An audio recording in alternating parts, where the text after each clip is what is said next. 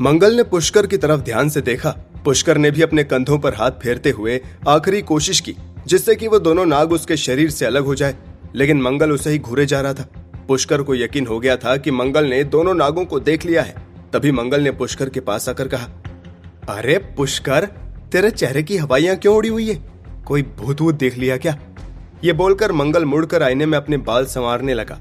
पुष्कर ने जैसे ही खुद को आईने में देखा तो पाया कि आईने में उसके कंधों पर नाग नहीं है। पुष्कर समझ गया था कि उसके दोनों नागों को मंगल नहीं देख सकता। तभी मंगल ने पुष्कर से कहा, देख, वैसे किसी ने तुझे इस पार्टी में इनवाइट तो नहीं किया है, लेकिन अब तू आ ही गया है तो अपनी औकात के हिसाब से शराब पीना। फरीद शराब के नशे में नाच रहे थे, लेकिन पुष्कर को देखकर सभी उसे इग्नोर कर रहे थे। उर्वी ने जैसे ही पुष्कर को देखा तो उसके चेहरे के हाव भाव बदल गए। उसने गुस्से में अयान से कहा, ये अभी तक यही है क्या? मेरी मम्मी ने भी पता नहीं क्यों इसे मेरा बॉडीगार्ड बनाकर मेरे पीछे लगा रखा है। अयान ने उर्वी को अपने करीब खींचने की कोशिश की, लेकिन वो उससे दूर होने लगी। तभी अयान उर्वी से बोला, वो चला जाएगा, पर तुम कहां जा रही हो? पुष्कर ने तभी उस वेट्रेस को देखा जिसने कुछ देर पहले उसे पानी दिया था, लेकिन मैनेजर ने ग्लास गिरा दिया था। एक कोने में मैनेजर उस वेट्रेस को जबरदस्ती खींचकर ले जा रहा था। तभी पुष्कर के कंधों पर सवार काले नाग ने कहा, जाओ पुष्कर, यही सही समय है। काले नाग का ऑर्डर मिलते ही पुष्कर पार्टी से निकलकर उस मैनेजर की तरफ दौड़ा। पुष्कर जैसे ही बाथरूम के बाहर पहुंचा तभी उसे किसी के छटपटाने की एक दबी हुई आवाज सुनाई थी। वो आगे बढ़ा तो उसके सामने वही मैनेजर उस वेट्रेस से जबरदस्ती करने की कोशिश कर रहा था। मैनेजर उसे अपने साथ बाथरूम की तरफ खींचते हुए बोला, आज तुझे मेरी बात माननी ही पड़ेगी, वरना तेरी नौकरी तो गई। उस वेट्रेस ने मैनेजर को अपने से दूर धकेलते हुए कहा, सर प्लीज मुझे छोड़ दीजिए। लेकिन जब मैनेजर नहीं माना तो उस वेट्रेस ने अपना हाथ जबरदस्ती छुड़ाया और उससे दूर भाग गई। वो सीधे आकर पुष्कर से टकराई और अपने हाथ जोड़कर उससे बोली, प्लीज प्लीज बचा लो मुझे, वो मैनेजर मेरे साथ, प्लीज प्लीज हेल्प मी। तब तक उस वेट्रेस का पीछा करते हुए मैनेजर भी पुष्कर के पास आ गया। वो अपनी पूरी अकड़ से पुष्कर को घूरते हुए वेट्रेस की तरफ बढ़ा। तभी पुष्कर ने गुस्से में मैनेजर को उस वेट्रेस से दूर करते हुए कहा, दूर हट इससे, वरना तेरे लिए अच्छा नहीं होगा मैनेजर। मैनेजर ने गुस्से से पुष्कर को उंगली दिखाते हुए कहा, ए चिंदी चोर, यहां तेरा कोई काम नहीं है, तू मेरे सामने फिर आ गया। तू जैसे फटीचर को तो मुझे क्लब में घुसने ही नहीं देना चाहिए था। मेरे सामने बस एक कीड़ा है तू, और अगर तूने इस लड़की को मेरे हवाले नहीं किया तो मैं अभी तुझे अपने पैरों के नीचे मसल कर रख दूंगा। मैनेजर ने पुष्कर को पीछे धकेला और फिर से उस वेट्रेस का हाथ पकड़ लिया। गुस्से से पुष्कर के माथे पर लकीरें बन गई। उसके कंधों से उतरकर दोनों नाग अब उसके हाथों से लिपट गए थे। तभी पुष्कर मैनेजर पर चिल्लाया, मैनेजर अब बस बहुत हुआ। मैनेजर गुस्से में पुष्कर की तरफ बढ़ा। उसने जैसे ही पुष्कर को एक पंच मारने की कोशिश की, पुष्कर ने पूरी फुर्ती से उसके पेट में एक जोरदार मुक्का मार दिया। मैनेजर दर्द से चिल्ला उठा और उड़कर कुछ दूर जाकर गिर गया।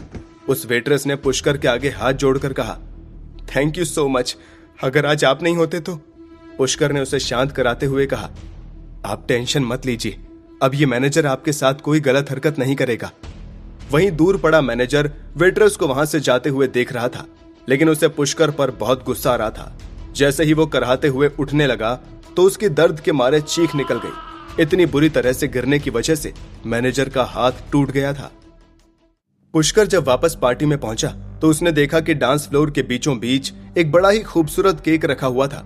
सभी लोग उस केक के इर्द गिर्द खड़े थे। उर्वी के पीछे अयान उसकी आंखों पर हाथ रखकर खड़ा था।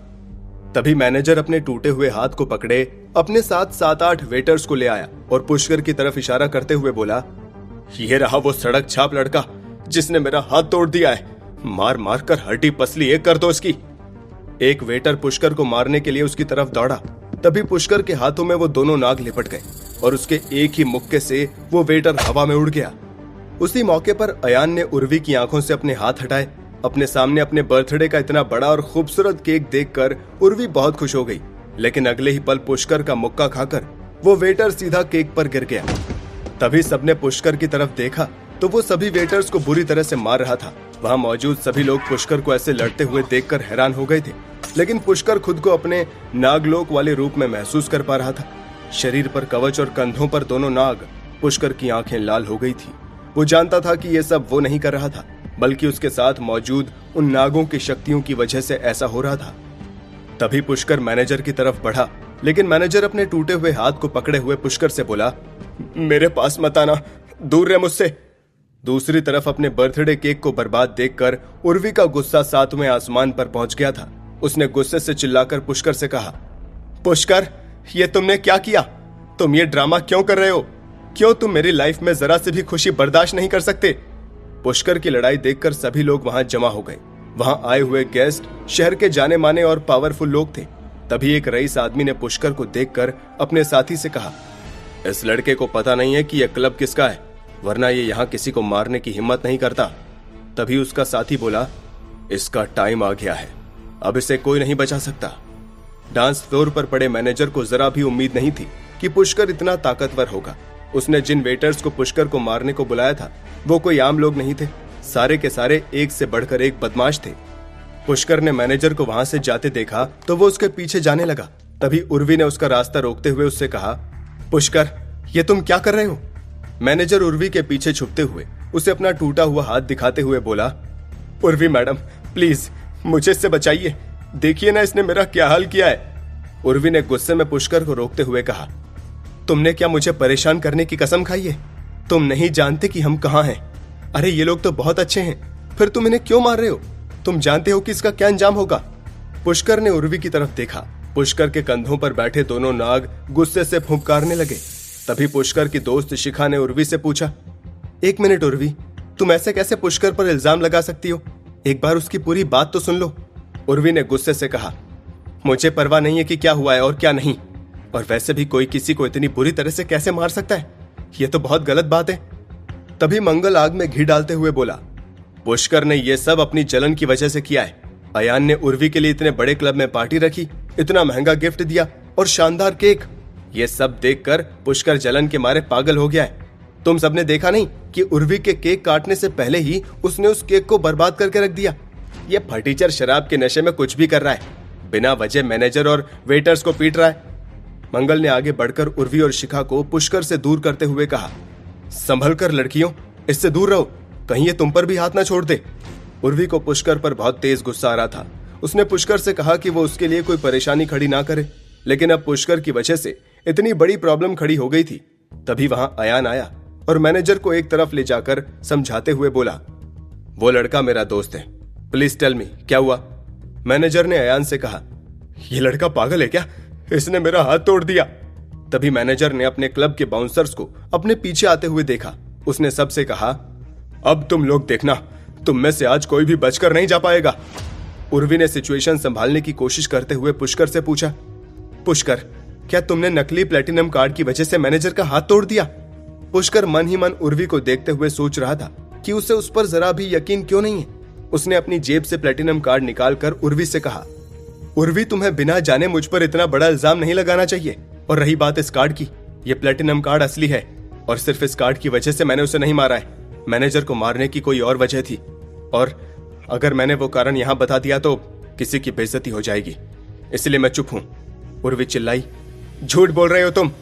सबको पुष्कर के खिलाफ देखकर मैनेजर ने कहा, सुन लड़के, मैं ये पहले नहीं बताना चाहता था कि तूने क्या किया है, लेकिन अब सब लोग गौर से सुने। ये बदतमीज लड़का हमारे क्लब की एक वेट्रेस को जबरदस्ती बाथरूम में खींच रहा था। मैंने उस लड़की की इज्जत बचाई तो इस बदतमीज लड़के ने मेरा हाथ तोड़ दिया। जब सबने ये सुना तो किसी को भी पुष्कर पर लगाए इल्जाम पर यकीन नहीं हुआ। यहाँ तक कि उर्वी और उसके सभी दोस्त भी शॉक हो गए थे। तभी शिखा ने कहा, इम्पॉसिबल, पुष्कर ऐसा कर ही नहीं सकता। उर्वी ने भी पुष्कर को देखते हुए कहा, पुष्कर ऐसी हरकत कर ही नहीं सकता। मैनेजर चिल्लाया, इसे ऐसा करते हुए मैंने खुद अपनी आंखों से देखा है। वो तो अच्छा है कि वो वेट्रेस अभी भी इस क्लब में मौजूद है और मैं अब उसे ही बाहर बुलाता हूँ। कल्पना। तभी वो वेट्रेस कल्पना वहां आ गई। रो रो कर उसकी आंखें सूज चुकी थी, उसके कपड़े खराब हो चुके थे और वो डरी सहमी वहां आकर खड़ी हो गई। मैनेजर कल्पना के पास जाकर बोला, कल्पना, बताओ कि बाथरूम में तुम्हारे साथ क्या हुआ? कल्पना ने पुष्कर की ओर देखने की हिम्मत नहीं की और उसकी तरफ इशारा करते हुए कहा, मैनेजर सच कह रहे हैं, इस लड़के ने मेरे साथ। खुद को संभाल कर कल्पना आगे बोली, ये मुझसे मेरा नंबर मांग